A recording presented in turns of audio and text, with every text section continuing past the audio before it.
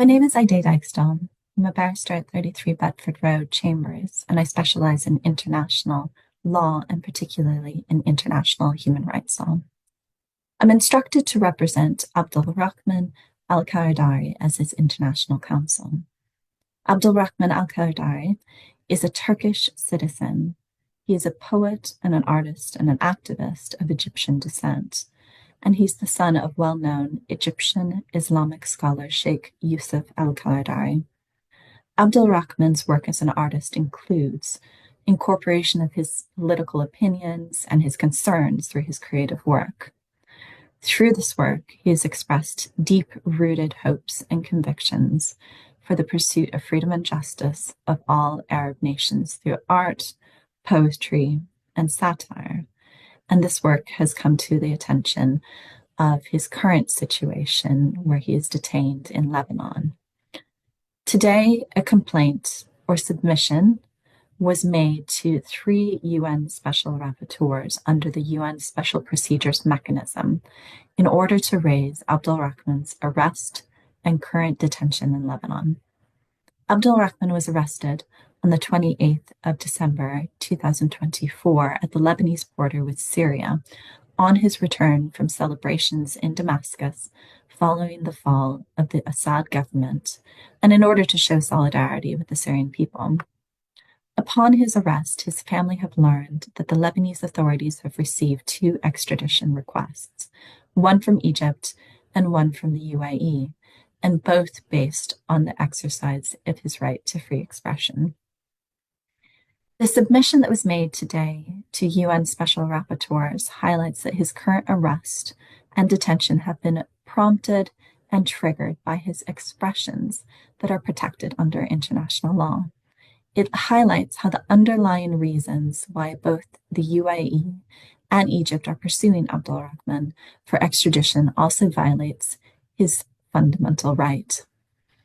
First, it's understood that Abdulrahman's arrest in Lebanon was prompted by a self-recorded video made by Abdulrahman himself, which was approximately 3 minutes long, and showed him in good spirits, expressing solidarity with the Syrian people. During the video, he went on to express continued concern about the ongoing situation in other Arab states and to harshly criticize these governments for repressive policies and practices. This criticism and expression, while lasting only a few moments of the video, referenced several Arab countries, including the government of Egypt and the UAE. The family understood that it was this recording and posting of that video on Twitter that triggered his arrest in Lebanon on the 20th of December during his return journey from Syria. And it prompted the requests for extradition from the UAE and from Egypt. The role this video has played in Abdulrahman's current arrest and detention raises serious concerns about his right to free expression, as all states, Lebanon, Egypt, and the UAE, are obligated under international law to protect this right. Primarily Lebanon, because this is the state where he's arrested and which currently holds Abdulrahman in their custody, so they have responsibility to protect his rights. It also applies to Egypt and the UAE as well, given that they have issued requests for his extradition. It's understood from the information available that the UAE's extradition request is only based on this video, while the information available indicates that Egypt's extradition request is based on targeting and pursuit of Abdulrahman from years before for his political activism and work as a poet and artist. As to that Egyptian request, in 2017, he was tried in absentia, so he wasn't present at the trial, in a group trial with co-accused for charges concerning his social media activity and statements on the political and social situation in Egypt. So again, impacting his right to free expression. A judgment was issued sentencing him to 5 years imprisonment, and it is this that the Egyptian authorities are now using in order to seek his extradition from Lebanon to Egypt.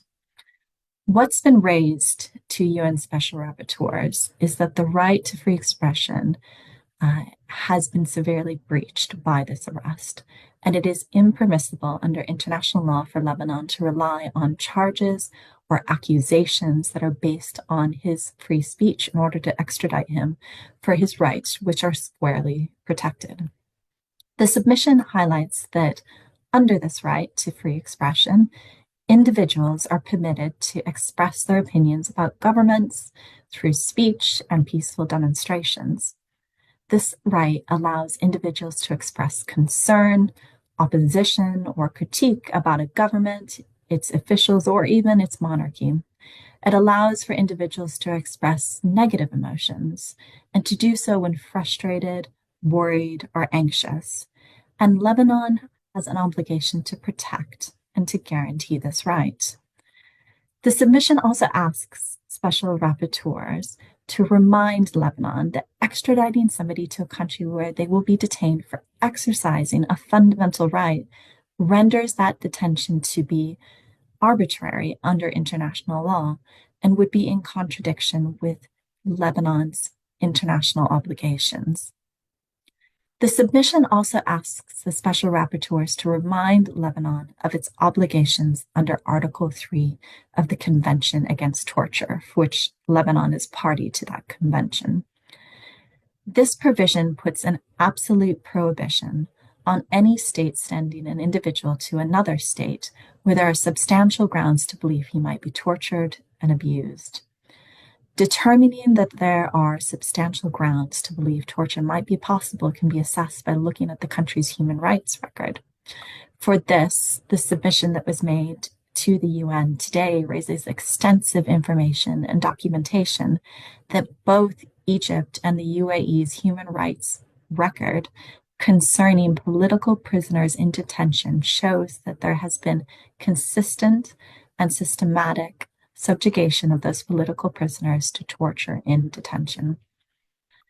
It demonstrates a real and foreseeable risk that Abdulrahman would be tortured as a political prisoner whose situation mirrors many of those who are reflected in those human rights reports. It therefore triggers Lebanon's absolute obligation not to take any steps to send Abdulrahman to Egypt or the UAE based on this information and based on the foreseeable and real risk that he might be tortured if he's sent to Egypt or to the UAE. As his extradition to Egypt and the UAE therefore constitute, if he was to be sent there, would constitute a violation of Lebanon's obligation under Article 3 of the Convention. And it's asked that the special rapporteurs remind Lebanon of that obligation and that Lebanon would be in breach if they sent Abdulrahman to either of those countries. Overall, the submission raises that Lebanon should very carefully consider all procedure as it reviews the extradition requests and decides on how Abdulrahman's detention in Lebanon will be resolved. It raises that Lebanon should carefully afford all due process and fair procedure guarantees that are listed and protected under both domestic Lebanese law and also under international law, so that no steps are taken outside the normal extradition procedure or by omitting any international protections.